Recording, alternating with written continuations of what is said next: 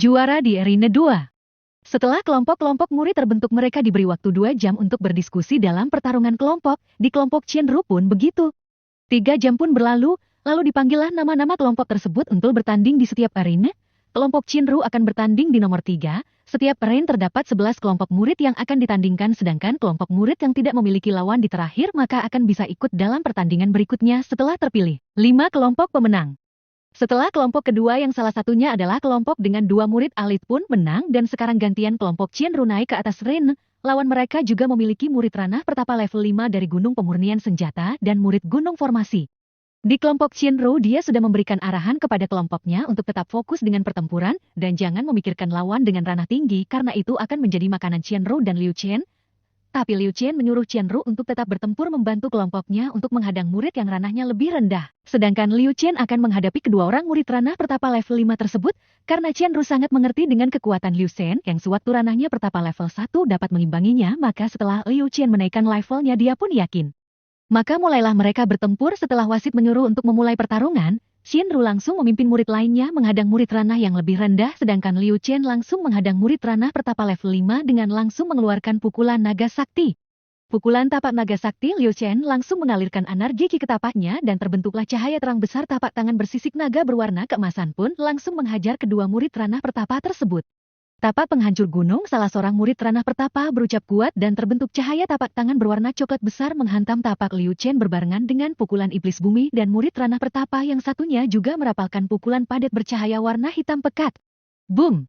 Sekitar arena pertempuran Liu Chen dan kedua murid tersebut pun mengalami guncangan hebat, batu abu dan kerikil semua berterbangan di sekeliling pusat pertempuran Liu Chen. Untung Liu Chen telah mengantisipasi gelombang kejut ini. Dengan formasi tangannya dia membuat formasi Xian Wu Mini menutupi anggota kelompoknya. Gelombang kejut menghantam murid kelompok lawan Liu Chen. Mereka semua tercampak jauh dengan kulit dan pakaian yang tumpang camping sejauh puluhan meter jauhnya. Sedangkan kedua murid ranah pertapa level 5 juga terhempas jauh. Mereka kalah telak hanya dengan satu pukulan Liu Chen. Bahkan arena yang lainnya sempat terhenti beberapa saat setelah terjadi dentuman kuat di arena 2. Setelah abu tersapu angin terlihat kondisi kelompok lawan Liu Chen sangat menyedihkan. Mereka babak belur dan tak sanggup untuk melanjutkan pertempuran. Wasit yang terbengong beberapa saat kemudian baru mengumumkan pemenangnya. Pemenangnya kelompok Qianru. Kelompok Qianru pun langsung melompat kegirangan. Para penonton dan beberapa tetua banyak yang terkejut dengan penampilan Liu Chen. Beberapa murid yang menonton pun beberapa berkata, "Wah, kalau di kelompok Qianru terdapat seorang murid yang memiliki kekuatan mengerikan tersebut, bahkan apabila anggotanya goblok juga bakalan bisa menang." Bahkan ketua sekte dalam pun tersenyum memandang Liu Chen, matanya berbinar. Sekteku bakalan menjadi sekte terkuat setelah memiliki murid super genius seperti Liu Chen. Hahaha, sungguh mata tetua Tan Bu sangat jeli. Setelah kelompok Liu Chen turun dari ring, rata-rata penonton dan para tetua memandang mereka kagum. Tadinya para penonton berpikir bahwa kelompok Qianru yang bakalan habis jati bulan-bulanan kelompok lawan mereka, karena di kelompok lawan mereka memiliki 2 ranah pertapa level 5 yang mimpin kelompok tersebut, sedangkan di kelompok Qianru hanya ada Qianru sendiri yang memiliki ranah pertapa level 5. Bahkan ketua sekte melihat kelompok lawan Qianru pun sempat mengeluarkan ekspresi jelek di wajahnya karena tingkat kultivasi lawan mereka, tetapi setelah melihat akhir pertarungan dia pun terkejut. Mulai saat itu kelompok Qianru pun sangat diperhitungkan oleh kelompok yang beranggotakan murid alit sekte. Seorang murid alit sekte lain di kelompok arena 2 pun berujar, "Wah, sepertinya anak itu adalah panglima perang super." Bahkan 2 lawan 1 dengan ranah pertapa level 2 melawan 2 orang pertapa level 5 mereka tidak berdaya dengan hanya satu pukulan, ini akan merepotkan. Temannya yang sesama murid alit pun berujar untuk menyemangati temannya dan dirinya sendiri. Belum tentu, itu hanya murid gunung dan bukan murid alit, kekuatan mereka sangat lemah biarpun memiliki ranah pertapa level 5. Teman yang satunya hanya terdiam dan mencoba mengiyakan kata-kata temannya walau dia merasa seram setelah melihat tapak Liu Chen yang dia rasakan orangnya sangat kuat bahkan melebihi kekuatan ranah pertapa level 9. Setelah semua pertandingan selesai di setiap arena maka lanjut ke pertandingan kedua yang tersisa 6 kelompok. Di ring 2 semua kelompok murid banyak yang berdoa untuk tidak bertemu dengan kelompok Qianru agar dapat bernafas lebih panjang dan dapat mengikuti kompetisi ini lebih lama. Bahkan beberapa murid kelompok lainnya berpikir, apabila kelompok mereka bertemu dengan kelompok Qianru untuk langsung menyerah agar tidak merasakan sakitnya dihajar Liu Chen. Beberapa saat kemudian tetua wasit di tiap arena pun naik ke ring dan mengumumkan kelompok yang akan bertanding. Di arena 2 tetua itu pun mengumumkan kelompok Qianru melawan kelompok Song Li. Kelompok Song Li adalah kelompok yang berisikan 2 murid elit. Kelompok yang berisikan murid elit tersebut pun anggotanya langsung pucat, sedangkan murid elit merasa malu apabila mengucapkan kata menyerah dengan enggan dan keringat membasahi baju belakang mereka. Mereka pun naik ke arena dengan lesu tanpa semangat, dan kelompok lainnya yang bukan menjadi lawan kelompok Qianru pun tersenyum karena mereka terbebas dari bertanding. Di babak pertama dengan kelompok Qianru, mulai. Setelah kedua kelompok menaiki ring dan bersiap, maka tetua wasit ring 2 pun berteriak. Liu Chen juga mengatakan kepada Qianru menggunakan pola pertempuran di awal. Liu Chen langsung melompat ke atas dan langsung menggunakan ilmu cakar naga kuning. Seberkas cahaya raksasa berbentuk cakar naga pun terlihat di atas ring 2 langsung dihujamkan ke kelompok Song Li. Ke-10 murid yang masih berkumpul pun berbarengan dan bersatu dengan mengeluarkan seni bela diri terbaik mereka, pedang sakti dewa, pukulan dewa, cakar singa iblis dan pukulan gabungan. Para murid kelompok Song Li pun menyongsong cahaya gemerlap cakar naga Liu Chen dan kabum. Di arena tempat berdirinya murid kelompok Song Li terbentuk kawah berdiameter 30 meter dan kedalaman 5 meter pun terlihat, dan kelompok Song Li di dalam kawah tersebut berantakan, semuanya muntah darah dan pingsan. Hanya sisa 2 orang murid dalam yang kondisinya sangat mengenaskan, baju mereka compang-camping tanpa bentuk dan posisi. Mereka juga berlutut tidak dapat berdiri, mereka sudah tidak mampu untuk melanjutkan pertandingan. Sedangkan kelompok Qianru mereka terdiam dengan mulut menganggak dan bisa dimasukkan telur bulat. Bahkan Qianru juga tidak percaya dengan kekuatan Liu Chen, padahal Liu Chen hanya menggunakan 70% tenaganya. Kelompok Qianru menang. Selang beberapa saat setelah sadar dari bengongnya, tetua wasit mengumumkan, semua penonton bengong melihat kejadian itu, bahkan ketua sekte dalam yang menonton di gedung yang tinggi pun terkesiap. Selamat ketua sekte kita memiliki murid jenius super dan murid dengan bakat panglima perang super. Bahkan kalau aku tidak salah lihat dia tidak menggunakan seluruh tenaganya. Apakah dia seorang dengan bakat dewa perang? Tetua yang berdiri menonton di sebelah ketua sekte yaitu Tetua Agung Sekte bernama Tetua Limpo. Ya, saya juga melihatnya, dia sengaja menahan kekuatan penuhnya. Apabila dia mengeluarkan kekuatan penuhnya, saya bisa merasakan itu setara dengan ranah kultivasi pertapa agung, sungguh bakat yang dicintai langit. Sang ketua sekte berkata lembut dan bahagia. Setelah beberapa waktu berlalu, pertanding tahap kedua pun selesai dan sekarang tersisa 3 kelompok yang akan bertanding. Di arena 2 bahkan kedua kelompok bakal lawan kelompok Qianru sepakat mendatangi wasit tetua dan mengatakan menyerah. Lalu wasit pun naik ke ring dan mengumumkan. Kelompok Qianru adalah juara di arena 2. Evolusi Saiyong. Para penonton pun menjadi riuh. Semua tidak menyangka dengan kejadian tersebut. Ring 2 mendapatkan juara sebelum ring yang lainnya bertanding. Ini adalah hal luar biasa yang pernah terjadi. Bisik-bisik para murid pun terdengar. Ya, jika aku menjadi lawan kelompok Qianru pun, aku pun pasti lebih memilih untuk memerah. Aku tidak menginginkan sakit seperti mereka yang menjadi lawan kelompok Qianru. Kekuatan yang ditunjukkan Liu Chen sangat mencengangkan. Liu Chen sengaja mengeluarkan seni bela diri pukulan naga sakti awal yang selama ini mempelajari lagi diam-diam di cincin artefaknya, dan sekalian dia ingin mengetahui sampai sejauh mana kekuatan seni bela diri ini. Jangan juga Chen sengaja agar peserta dari kelompok yang lain menjadi takut. Ini sama dengan mengintimidasi kelompok lain. Lagi pula hasil dari pukulan Liu Chen tadi membuat dia sendiri pun tertegun karena tidak menyangka hasilnya sampai segitu mengerikan. Setelah semua arena selesai bertanding dan didapati seluruh murid yang dapat berpartisipasi sebanyak 60 murid, maka berakhirlah kompetisi ini. Semua murid pun kembali ke tempat masing-masing untuk berlatih sambil menunggu waktu dibukanya alam kuno sebulan lebih lagi. Liu Chen berencana untuk pergi ke hutan sekte lagi untuk berlatih, tapi dia ingin mencoba memaksimalkan seni bela diri angin dan guntur di dalam dunia independen mutiara inti abadi. Kemudian dia pun langsung menuju gubuknya di dalam kamar. Liu Chen berkonsentrasi masuk ke dunia independen mutiara cincin abadi dengan niat untuk memaksimalkan seni bela diri angin dan guntur yang hanya seni kultivasi kelas 1 awal. Kok dunia independen mutiara ini jati gelap?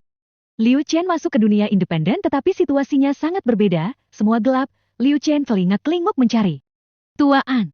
Liu Chen berteriak tapi tidak ada apapun yang menjawab. Beberapa saat kemudian terlihat cahaya samar yang berjarak sekitar 20 meter dari hadapannya. Cahaya tersebut perlahan-lahan membentuk satu sosok yang belum jelas, lalu berselang beberapa saat cahaya tersebut nampak makin jelas membentuk sosok yang sangat mirip dengan Liu Chen, yang bersinar lembut. Lalu sosok tersebut membuat gerakan seni bela diri angin dan guntur. Sosok tersebut tembus pandang yang membuat Liu Chen dapat melihat peredaran ki sosok tersebut untuk membentuk seni bela diri yang dipelajari Liu Chen. Terlihat sosok tersebut menyalurkan ki-nya di sekitaran tubuhnya lalu bergerak sangat cepat dan membentuk angin tornado besar sebesar gunung. Lalu setelah tornado terbentuk, terlihat sosok tersebut berdiri melayang di atas tornado tersebut dan terlihat petir di sekujur tubuhnya berderak mengerikan. Matanya terlihat untayan petir yang menyebar, lalu cuaca di sekitarnya pun terlihat seperti ikut mengamuk mengeluarkan petir yang sangat besar dan mengerikan. Lalu tapaknya yang penuh kekuatan petir pun diarahkan ke suatu tempat yang kosong dan boom. Guncangan kekuatan yang sangat dahsyat pun jelas terlihat di mata Liu Chen. Lalu sosok tersebut pun menghilang. Liu Qian agak terpana dengan pemandangan ini. Apakah sosok tersebut sengaja mengajariku? Baiklah, akan kucoba seni bela diri yang sudah tidak jelas dengan kelasnya lagi, hehehe. Selama seminggu Liu Qian berulang-ulang melakukan gerakan-gerakan yang dilakukan sosok tersebut sampai dia berhasil menguasainya dengan sempurna.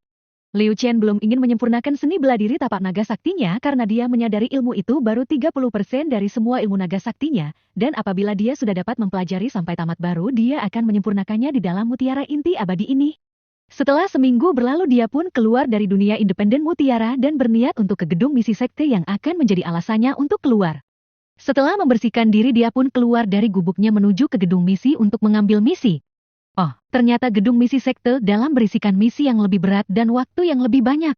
Liu Qian pun mengambil misi yang memiliki waktu yang lama yaitu misi membunuh hewan iblis buaya zirah emas dan mengambil kristal intinya dan mayatnya. Hewan ini hanya ada di pedalaman hutan belakang sekte tapi belum memasuki inti hutan. Sekte tidak akan berani memprovokasi hewan iblis di inti hutan. Setelah menyelesaikan administrasi untuk mengambil misi yang seharusnya dilakukan oleh 4 orang, Liu Qian dengan sedikit berkeras untuk mengambil misi ini yang akhirnya membuat tetua di gedung misi merasa apa boleh buat dan memberikan misi ini yang batas waktunya adalah 1 bulan, karena hewan ini sangat susah dicari, tempatnya selalu tersembunyi. Pagi itu tanpa kembali ke gubuknya lagi Liu Qian pun berangkat menuju hutan belakang sekte melalui pintu gerbang sekte. Setelah melapor kepada murid penjaga yang menjaga gerbang, Liu Qian langsung melesat masuk ke hutan. Dalam waktu hanya 2 minggu ratusan ekor hewan buas iblis banyak terbunuh dan mayatnya dilemparkannya ke dalam cincin artefaknya, tapi hewan yang menjadi incarannya yaitu makan tutul segala angin dan akar bumi belum ditemukannya. Bahkan sudah beberapa kali Liu Qian hampir terbunuh oleh hewan iblis. Liu Qian sengaja tidak mengeluarkan Sayong karena dia ingin berlatih sendiri dan lagi pula Sayong terlihat seperti berkultivasi dan sudah pula beberapa kali dia melarikan diri karena merasa tidak mampu mengalahkan hewan iblis. Waktu terus berlalu dan setelah hampir sebulan Liu Qian berkeliling di hutan sekitaran inti hutan, akhirnya malah dia bertemu dengan hewan iblis buaya zirah emas berukuran tinggi 20 meter dan panjang 40 meter yang sekujur tubuhnya seperti tertutupi oleh zirah berwarna emas yang merupakan hewan iblis tingkat 3 awal. Yang sama kekuatannya dengan praktisi ranah pertapa agung level 5, ini membuat Liu Qian sangat serius. Mereka sudah berhadap-hadapan karena tanpa sengaja Liu Qian kecale bertemu dengan buaya zirah emas tersebut. Aku harus mengeluarkan semua yang kumiliki. Sialan, tak kusangka buaya ini hewan iblis tingkat 3 awal. Pantasan harus dilakukan oleh 4 orang. Liu Qian mengutuk, lalu langsung mengeluarkan seni bela diri angin dan guntur. Setelah merapal seni bela diri ini sontak cuaca berubah kacau dan terlihat alam mengamuk, angin tornado terlihat sebesar bukit. Wush! Terlihat di tengah angin tornado tersebut Liu Qian sedang melayang menunggangi angin sekur, tubuhnya berderak petir yang sangat banyak di sekeliling tubuhnya. Lalu Liu Qian mengarahkan tapaknya, langit pun langsung menurunkan petir sebesar pohon kelapa menghantam buaya zirah emas tersebut. Zercet Jiwarar. Buaya zirah emas yang menyadari bahaya mengancam juga mengeluarkan energinya melapisi zirahnya yang menjadi sangat tebal menyongsong datangnya petir dengan membuka mulutnya menembakkan energi besar ke arah petir yang turun. Kedua energi yang dahsyat pun berbenturan. Duwarar. Dengan diameter 2 km sekeliling pusat pertemuan kedua energi pun hancur berantakan karena gelombang kejut dari energi yang berbenturan. Beberapa saat setelah debu tersapu angin terlihat kedua makhluk berlainan jenis tersebut terkapar, sekujur tubuh Liu Qian terlihat lebam kehitaman dan mengeluarkan darah tergeletak sejauh 20 meter dari pusat pertemuan energi, sedangkan buaya zirah emas terlihat pecah berantakan zirahnya dan tubuhnya terdapat garis-garis retakan di sekujur tubuhnya yang mengeluarkan darah berwarna samar keemasan tergeletak sejauh 15 meter dari pusat benturan tapi belum mati dan berusaha untuk berdiri tapi sangat kesusahan. Liu Qian yang masih mempertahankan kesadarannya pun berusaha bangun tapi sangat kesusahan, lalu ia pun membangunkan Sayong dan mengeluarkannya. Geruwarar. Tubuh Sayong sudah berevolusi setinggi 20 meter dan panjang 50 meter. Seluruh tubuh Sayong seperti dilapisi oleh zirah tebal berwarna emas tampak agung dan berwibawa pun keluar. Bahkan Liu Qian pun merasa ngeri melihat wujud Sayong yang mengerikan membuat Liu Qian berusaha mundur. Sayong melihat kondisi Liu Qian yang babak belur pun menjadi emosi, lalu melihat lawannya yang sudah berdiri pun langsung diterkamnya dengan ganas. Geruwarar. Sang buaya sudah nampak pasrah melihat Sayong yang bahkan lebih perkasa dari masa puncak sang buaya, lalu buaya tersebut tewas dalam sekali serangan Sayong. Liu Qian pun menjerit. Sayong, jangan kau makan buaya itu adalah misiku membawa mayat dan inti iblisnya. Sayong mengerti lalu berhenti, lalu tiba-tiba wujud Sayong menghilang dan berganti wujud seorang pemuda berumur belasan tahun dengan pakaian keemasan seperti jubah yang tampan dan berwibawa. Siapa kau? Mana Sayong? Liu Qian terkejut karena Sayong menghilang berganti dengan pemuda itu. Ini aku Sayong, tuan muda, aku telah berevolusi menguatkan garis keturunan singa emas langit. Pemuda tersebut berbicara sopan dan sedikit membungkukkan tubuhnya ke arah Liu Qian yang membuat Liu Qian terbengong menganga beberapa saat. lalu terdengar suara senior Chow di benaknya, habat singa kecil ini. Aku juga tidak menyangka bahwa dia adalah keturunan singa emas langit. Ini adalah keberuntunganmu, nak. Kau benar-benar sangat diberkati langit. Singa ini adalah salah satu hewan legendaris penguasa hewan buas. Liu Chen tergagap lalu dia bertanya kepada senior Chow, apa maksud salah satu hewan legendaris senior? Ada berapakah jenis hewan legendaris? Ada 5 jenis hewan legendaris. Kucing kecil ini salah satunya, lalu Phoenix api dan as, naga emas, kilin api dan kura-kura Xianwu. Mereka adalah hewan legendaris penguasa hewan buas di dunia. Wow, luar biasa. Naga emas legendaris. Setelah bengong selama setengah jam, Liu Chen tersadar lalu merasakan sakit di seluruh tubuhnya. Shit. Dia sedikit ngerang dan mendesis menahan sakit seluruh tubuhnya, lalu mengeluarkan pil energi bumi, dan pil ini juga berfungsi sebagai penambah energi yang dapat mengisi dantiannya dengan cepat, dan sebuah pil penyembuh kelas 2 lalu menyerap pil tersebut. Luka-luka di tubuh Chen pun tertutup dengan cepat dan terlihat dengan mata telanjang. Hanya tempo setengah jam, Liu Chen pun membuka matanya lalu berdiri memperhatikan tubuhnya. Terlihat semua luka sudah tertutup, tapi pakaiannya compang camping yang bahkan lebih mengenaskan dibandingkan seorang pengemis. Hehehe, aku gak ubahnya pengemis paling parah sedunia. Lalu dia mengeluarkan pakaiannya dari cincin artefaknya dan mengganti pakaiannya lalu merapikan rambutnya yang memang berantakan. Sayong, apakah evolusimu sudah selesai? Liu Chen bertanya kepada Sayong sambil memperhatikan fisik Sayong yang kekar. Sudah Tuan Muda, dan apakah Tuan Muda berniat untuk melanjutkan perjalanan masuk ke hutan inti? Sayong bertanya sopan. Aku ingin masuk ke jurang yang bulan lalu aku masukin jurang yang berada di tepi hutan inti ini. Kita harus berhati-hati untuk turun ke bawah jurang. Aku berniat memeriksa ada apakah di dasar jurang. Baiklah Tuan Muda, mari. Lalu keduanya pun melesat ke tempat Liu Chen masuk jurang. Sekarang mereka pergi dengan melewati daerah yang rawan hewan buas tingkat 3, tapi yang mengherankan Liu Chen tidak terlihat seekor pun hewan iblis itu membuat Liu Chen sedikit melamun lalu bergumam. Heran pada kemana semua hewan di hutan ini, kenapa tidak terlihat seekor pun? Lalu Sayong berkata kikuk. Maaf Tuan Muda. Semua hewan buas radius 1 kilometer dapat merasakan aura dariku yang membuat semua hewan buas ketakutan, hehehe. Sambil nyengir kuda. Oh, gitu. Ya udah, ayo, kita sudah dekat dengan jurang itu. Liu Chen teringat kata-kata dari senior Chow yang mengatakan bahwa Sayong adalah pengusaha hewan iblis jati. Dia pun maklum dengan kejadian ini, lalu mereka melesat ke arah jurang. Hanya sekitar 15 menit mereka sampai di bibir jurang, lalu Liu Qi kelengak-kelinguk mencari jalan alternatif untuk turun ke dasar jurang. Hal itu langsung membuat Sayong mengubah wujudnya menjadi wujud singa agung dengan baju zirah tebal keemasannya. Apa yang mau kamu lakukan dengan wujud sebesar gabanmu ini, Sayong? Liu Chen bertanya bingung. Naiklah ke punggungku Tuan Muda, kita terbang meluncur ke bawah. Aku juga dapat merasakan adanya aura dari sosok legendaris di dasar jurang ini. Sayong berkata kepada Liu Chen dengan sopan. Lalu Liu Chen melompat ke punggung Sayong. Setelah Liu Chen duduk di punggung Sayong, sepasang sayap sepanjang 50 meter sebelah terbentang berwarna keemasan keluar punggung Sayong. Wow, keren banget nih Sayong. Kamu juga ternyata memiliki sayap yang lebar yang sangat indah. Liu Chen tidak tertahan berkata. Lalu Sayong meluncur turun ke bawah jurang dengan mengepakkan sayapnya. Setengah jam berlalu baru mereka sampai ke bawah jurang. Di bawah jurang iklimnya sangat dingin. Lalu Sayong kembali ke wujud manusianya. Jurang ini sangat lebar dan sangat panjang. Liu Chen mengedarkan persepsinya. Selang beberapa saat kemudian di benaknya terdengar suara senior Chow. Nah, tebing di sebelah kirimu adalah goa memiliki energi kuat tetapi tertutupi oleh formasi. Kamu cobalah untuk membuka formasi ini. Aku yakin kamu pasti bisa. Lalu Liu Chen melihat tebing di sebelah kanannya lalu memperhatikan dinding tersebut. Samar terlihat pola-pola aneh dan kuno terlihat di dinding jurang tersebut. Liu Chen terus mempelajari pola formasi di dinding itu. Ini sepertinya pola formasi ilusi kuno. Dengan terus perlahan-lahan mempelajari pola formasi tersebut sampai setengah harian dan cuaca pun mulai gelap, dia menyuruh Sayong untuk membuat api unggun dan mengeluarkan daging hewan buas yang banyak untuk dipanggang oleh Sayong. Liu Chen tetap fokus ke arah pola-pola kuno tersebut. Setelah daging matang lalu, Sayong membelikan potongan yang lumayan besar kepada Liu Chen. Liu Chen hanya mengulurkan tangan tanpa melihat Sayong karena dia terus mempelajari pola tersebut sambil mengunyah daging di tangannya.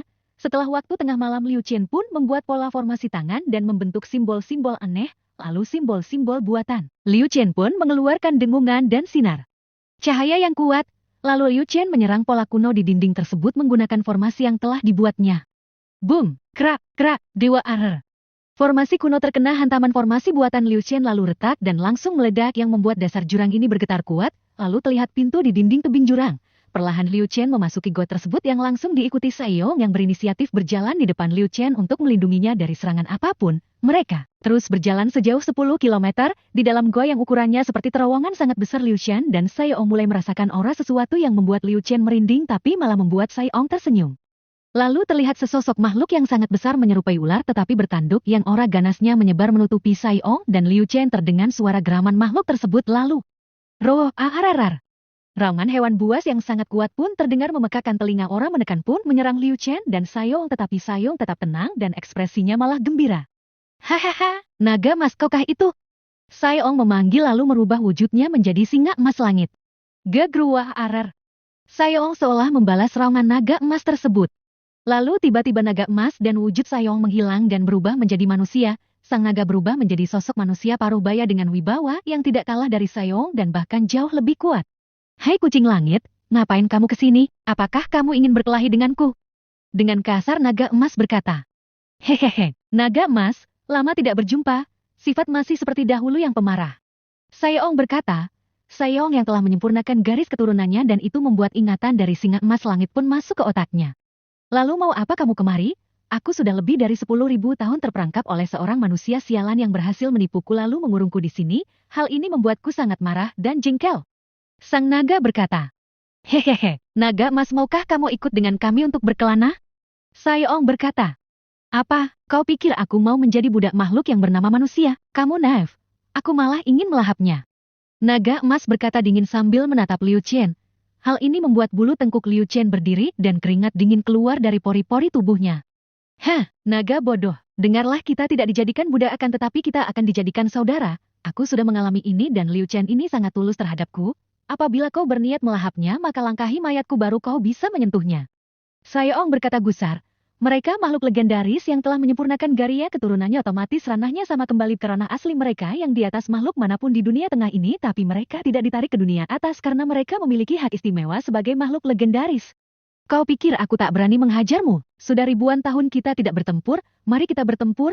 Lalu sang naga melesat keluar dari goa menuju keluar dan langsung terbang ke atas jurang menunggu Saiyong. Liu Chen yang terbengong memperhatikan percakapan mereka pun ditinggal sendiri tapi dia malah santai karena di benaknya dia mendengar suara senior Chow. Nak, majulah ke depan di tempat pertapaan naga emas, di sana ada banyak harta karun. Lalu Liu Chen mendatangi tempat pertapaan sang naga lalu melihat beberapa sisik emas sebesar pintu rumah lalu menyimpannya ke dalam cincin, juga terlihat esensi darah naga di dalam cerukan kecil. Liu Chen pun mengeluarkan botol jiok dan memasukkannya, lalu memperhatikan sekelilingnya dia dapatkan banyak tanaman spiritual yang berhubungan dengan naga. Maka, Liu Chen mengambil semua tanaman itu dan menyimpannya ke dalam cincin. Beberapa saat kemudian Liu Chen merasakan seperti terjadi gempa kuat di jurang tersebut yang membuat banyak batu berterbangan masuk ke jurang. Inti hutan sekte porak-poranda. Liu Chen pun melakukan teleportasi keluar dari goa. Dia mengangkat tangannya dan merobek udara lalu terbukalah sebuah portal. Lalu Liu Chen masuk ke dalam dan di luar goa di dasar jurang tiba-tiba terbuka ruangan di udara dan terlihat Liu Chen keluar dari ruang kosong tersebut. Hehehe, lumayan bisa teleportasi beberapa kilometer. Liu Chen tersenyum bahagia. Banyak batu berjatuhan ke bawah jurang, lalu Liu Chen merobek lagi ruangan dan masuk ke dalamnya lalu keluar di atas jurang. Wah, berhasil. Mata Liu Chen berbinar gembira seperti seorang anak yang mendapatkan mainannya. Hau. Nafas Liu Chen empas-empis karena mengeluarkan banyak energi ki untuk melakukan teleportasi. Lalu dia melihat ke angkasa terlihat dua makhluk mitos yang legendaris bertarung di langit. Naga emas sepanjang 150 meter bertarung dengan singa emas langit dengan sepasang sayap yang direntangkan sepanjang 100 meter, keduanya seimbang, lalu naga emas meliukan tubuhnya berputar lalu terbentuklah pusaran angin tornado yang sangat besar berdiameter 5 km. Setelah terbentuk tornado yang sontak membuat cuaca berubah terlihat sang naga di tengah pusaran angin tornado sekujur tubuhnya berderak penuh petir lalu menerjang singa emas langit, yang membuat Liu Chen bengong karena ilmu ini sangat mirip dengan seni bela diri angin dan guntur yang dipelajarinya. Singa emas langit pun mengeluarkan ilmu simpanannya, dia melompat ke langit lalu membentuk energinya berubah menjadi keemasan dengan cahaya yang sangat terang berpijar berbentuk sebuah cakar raksasa dengan petir sekelilingnya lalu. Untung Liu Chen cepat tersadar dan membuat formasi pertahanan Xianwu yang terlihat cahaya berbentuk kubah batok kura-kura menutupi sekeliling Liu Chen. Selang beberapa waktu setelah debu dan batu yang berterbangan tersapu angin terlihat lingkungan sekitar sejauh puluhan kilometer menjadi tandus. Hewan iblis peringkat tinggi pun apabila tidak sempat menghindar hancur menjadi serpihan daging. Kedua makhluk yang bertempur terlihat acak-acakan terpentar sejauh 2 kilometer dari pusat benturan. Keduanya tergeletak tak berdaya lalu berubah menjadi manusia. Liu Chen lalu membawa Sayong mendekati naga emas. Hahaha, naga emas kau juga babak belur hahaha. Sayong berkata.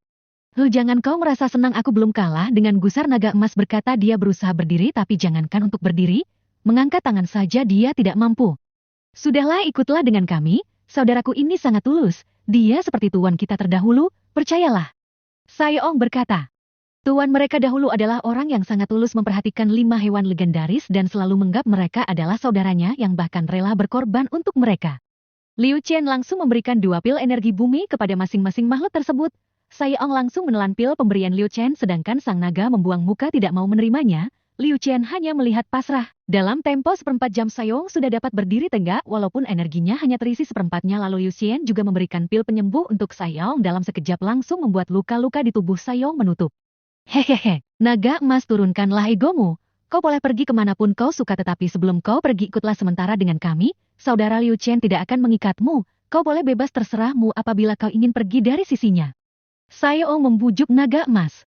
Naga emas lama terdiam lalu berkata kepada Liu Chen dengan masih sedikit kasar. Mana pil energi bumi tadi dan pil penyembuhnya? Liu Chen lalu memberikan kedua pil tersebut ke tangan sang naga tanpa merasa sakit hati. Bagaimanapun hewan legendaris ini adalah hewan yang sangat kuat. Setelah melewati seperempat jam waktu sang naga pun kembali pulih seperti Sayong yang hanya dapat memenuhi energinya seperempatnya. Manusia ini sangat lemah sepertinya tidak sepadan dengan kita. Sang naga berkata kepada Sayong. Memang saudaraku ini sangat lemah. Tapi tahukah kamu hanya dalam setahun dia berkultivasi dari Ranavana level 1 langsung melesat menjadi pertapa level 2. Dan tahukah kamu bahwa ilmu angin dan gunturmu juga saudaraku sudah mempelajarinya. Sang naga terkesiap dan tertegun sejenak, lalu melihat Liu Chen bahkan tanpa sengaja bergumam perlahan. Bahkan tuan pun tidak sejenius anak ini Lalu dia bertanya kepada Liu Chen. Benarkah kau telah berlatih ilmu angin dan guntur? Ya, aku berlatih tanpa pembimbing, Liu Chen berkata kikuk sambil nyengir. Bolehkah aku melihat ilmu yang kau pelajari? Sang naga sudah mulai melembut suaranya.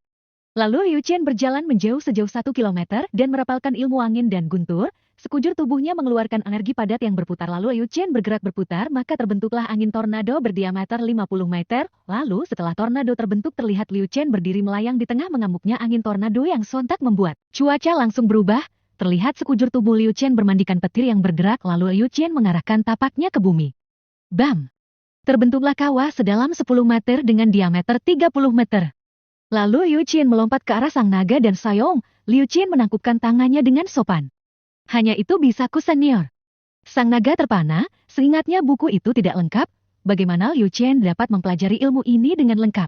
Bagaimana kamu mempelajari ilmu ini? Setahuku bukunya tidak lengkap karena sebagian buku itu koyak karena perebutanku dengan seorang manusia yang ingin mencuri ilmuku, dan koyakannya terbakar oleh api manusia keparat itu yang lalu mengurungku di dasar jurang.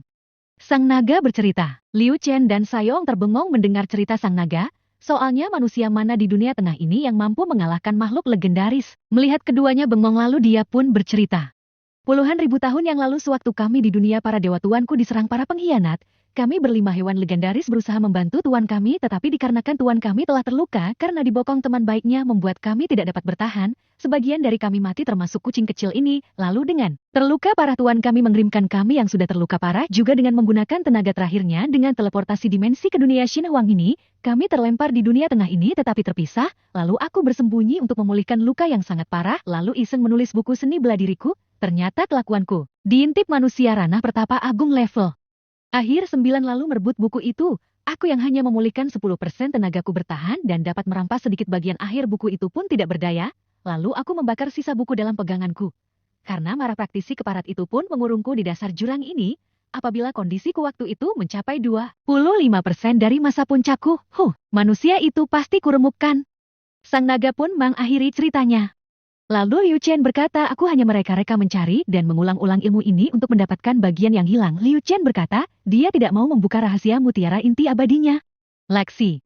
Mendengar penjelasan Liu Chen sang naga terkesiap dan terpana otaknya tidak sanggup berpikir, lalu beberapa saat kemudian dia pun berkata. Baiklah aku akan ikut kalian tapi aku tetap tidak akan membantu, aku hanya ikut saja. Sang naga tetap belum menerima sepenuhnya Liu Chen. Lalu Liu Chen berkata. Baiklah senior tidak apa-apa sekarang senior akan aku bawa ke dunia independenku dan jangan melawan, lalu Liu Chen menyelubungi sang naga. Wesh! Sang naga pun hilang dari tempatnya dan berpindah ke dalam cincin artefaknya. Lalu Sayong dan Liu Chen pun ikut hilang dan masuk ke dalam cincinnya karena Sayong memperingati Liu Chen bahwa ada beberapa praktisi kuat mendatangi lokasi mereka. Keduanya pun menghilang tanpa meninggalkan jejak aura. Di dalam cincin yang sekarang terlihat dari luar hanyalah setitik debu pun berdatangan beberapa praktisi kuat melayang di langit. Mereka adalah para tetua dan ketua sekte, bahkan 2 orang leluhur sekte pun ikut mendatangi lokasi tempat Liu Chen tadi. Wah! Beberapa tetua dan leluhur sekte mendesah. Apa yang terjadi dengan inti hutan? Mengapa hutan ini seperti habis diacak-acak makhluk raksasa? Seorang tetua sekte bergumam. Sepertinya terjadi pertarungan antara hewan iblis paling kuat di hutan ini. Tapi mengapa tidak ada makhluknya? Mereka semua terdiam memikirkan kejadian ini dan melihat hutan yang gundul. Tadinya sewaktu pertempuran Sayong dan naga emas seluruh hutan dan bahkan lebih luas sampai melewati sekte semua terguncang dan bergetar, seolah-olah terjadi gempa bumi berkekuatan sangat dahsyat yang berpusat di hutan belakang sekte. Para tetua khawatir hewan iblis terkuat mendatangi sekte. Mereka berpikir bahwa ada seseorang yang memprovokasi hewan iblis di inti hutan. Formasi pelindung di sekte sudah terpasang dan beberapa tetua menjaga keutuhan formasi dengan mengirimkan energi ki mereka ke pusat formasi. Tetapi setelah ditunggu tidak terjadi apa-apa lalu beberapa tetua dan 2 orang leluhur sekte naga emas memeriksanya masuk ke dalam hutan sekte. Di tepi hutan sekte dapat terlihat beberapa hewan iblis. Tahap 3 awal dan pertengahan yang berlari menghindari pusat pertempuran. Hal ini bahkan lebih membuat para tetua merasa sangat aneh. Salah seorang leluhur sekte naga emas pun berkata, "Menurutku kalau merasakan aura pertempuran yang terjadi di sini tadi makhluk yang bertempur itu memiliki aura yang jauh lebih kuat dibandingkan kami para leluhur sekte naga emas, dan kalau tidak salah prediksi tidak ada satu makhluk pun di dunia tengah ini yang dapat disandingkan dengan aura yang memporak-porandakan hutan ini." Para tetua sekte yang mendengarnya pun berdiri, rambut kepala mereka, badan mereka menggigil dengan ekspresi takut terlihat di wajah para tetua sekte. Dan seorang leluhur yang mendengarkan kata-kata temannya pun mengiyakan prediksi temannya. "Ya, aku pun merasakannya tadi, makanya aku tidak menyuruh seorang pun dari kalian untuk memeriksa apa yang terjadi." Bahkan leluhur tertua pun merasa takut dan melarang kami semua untuk melihat apa yang terjadi. Dia menyarankan untuk menunggu sampai keadaan menjadi tenang. Para tetua sekte merasa berdiri di tengah neraka iblis, lalu terlihat di wajah mereka ingin segera kembali ke sekte untuk menenangkan pikiran. Lalu salah satu leluhur berkata, "Mari kita kembali ke sekte karena di sini sudah tidak ada apapun jejak aura dari makhluk tersebut." Para tetua sekte yang mendengar pun buru-buru mengiyakan kata-kata sang leluhur dan bergegas kembali ke sekte. Begitu Liu Chen melihat para tetua dan leluhur sekte pergi, dia tidak buru-buru pergi, lalu bertanya kepada naga emas. "Senior naga emas, bagaimanakah kekuatan dari alam para dewa? Apakah mereka semua kuat luar biasa?" "Ya, bahkan bayi yang baru lahir pun memiliki ranah dewa, karena di alam para dewa aliran ki-nya beberapa ratus kali lipat dibandingkan di dunia tengah ini." Sang naga menjelaskan. Itu membuat Liu Chen tertegun dan dahinya berkeringat. Dia merasa bukan apa-apa dibandingkan alam para dewa. "Hahaha, tuan muda jangan berkecil hati. Biarpun dunia para dewa memiliki ki yang padat dan praktisinya luar biasa, tapi belum tentu mereka sehebat praktisi alam di sini, karena dengan ki yang sangat tipis praktisi dunia Xin Huang dapat menaikkan ranah mereka sampai ranah dewa. Itu artinya praktisi dari dunia tengah Xin Huang ini telah berlatih beberapa ratus kali lipat untuk menerobos ranah dewa, yang artinya tubuh fisik praktisi ranah dewa dari dunia tengah kita dapat sebanding apabila bertempur dengan praktisi dunia para dewa di atas tahapan ranah dewa."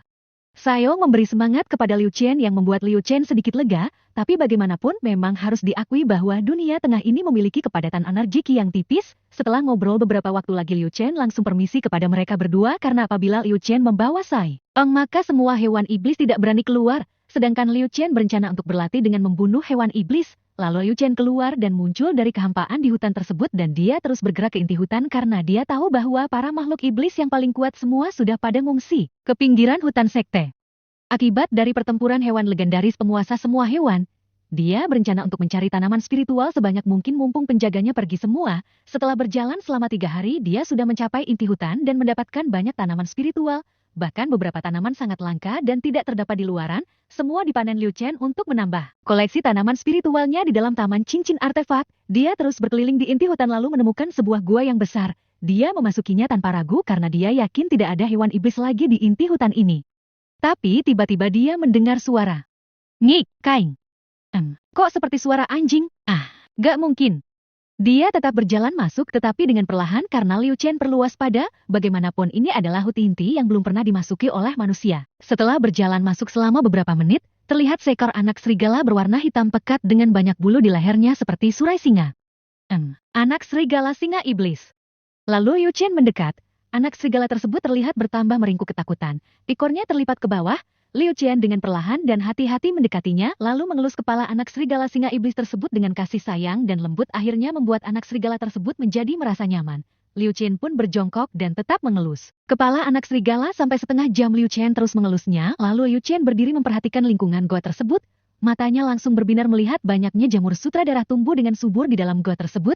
Liu Chen pun memindahkan jamur tersebut ke dalam cincinnya. Anak serigala itu terus mengikuti Liu Chen sambil menggoyangkan ekornya kemanapun Liu Chen berjalan. Anak serigala itu terus mengekor di belakang Liu Chen seolah takut ditinggal oleh Liu Chen. Setelah selesai mengambil jamur sutradara, Liu Chen pun berjalan keluar untuk mencari tanaman yang lainnya, tapi anak serigala tersebut tetap mengikuti Liu Chen. Setelah berjalan sejauh beberapa kilometer dan serigala tersebut tetap mengikutinya, maka Liu Chen merasa kasihan. Lalu Liu Chen berbicara, "Apakah kamu ingin terus mengikutiku? Kenapa tidak menunggu indukmu di dalam gua saja?" Dengan lembut Liu Chen mengelus kepala serigala tersebut. Yang anehnya seolah anak serigala tersebut mengerti. Dia mengeluskan kepalanya di tangan Chen lalu menjilat-jilat tangan Chen. "Kalau begitu kau akan kuberi nama Lexi dan kamu akan selalu bersamaku." Seakan merasa kegirangan, anak serigala tersebut bersuara, "Oh, oh." Lalu Liu Chen memasukkan Lexi ke dalam cincin artefaknya dan memesan kepada Sayong untuk memperlakukan Lexi sebaik-baiknya dan memberikan makan daging bakar. Liu Chen melarang Sayong memberi daging mentah. Liu Chen ingin menghilangkan sifat buas alami Lexi.